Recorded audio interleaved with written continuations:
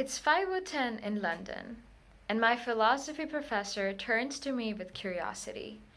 Why was I taking his course?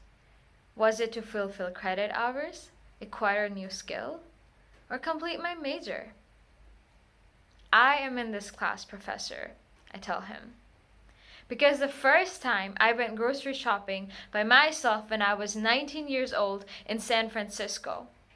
I am in his class because despite the fact that I've lived on the same street since I was 11 till 19, I have never taken a single walk by myself in my hometown because girls as young as 5 have been hurt by shopkeepers 5 times their age. I am in that class because my grandmother couldn't be. Despite her husband having gone to King's College London, she couldn't write him a single letter. I'm in that class because too many women back home end their educational journeys as soon as someone desires them to be a bride, no matter how young they are. I am here.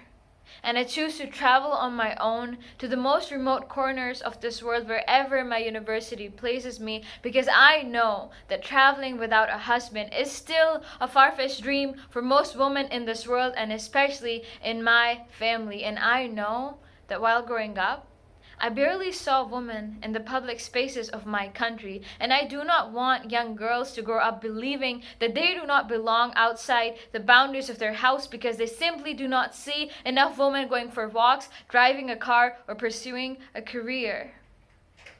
I stand before you, choosing to graduate from college, having interned with nonprofits like Pakistani Women in Computing, a gaming corporation from Korea, and social business incubators like Eunice and Youth. I stand here working on a thesis that focuses on finding ways to include more women in the public spaces of Pakistan as someone who is among the first Pakistani women who dared backpack solo in Patagonia, having inspired a bicycling group for Pakistani women back home because I want to normalize women being and doing anything that they want to.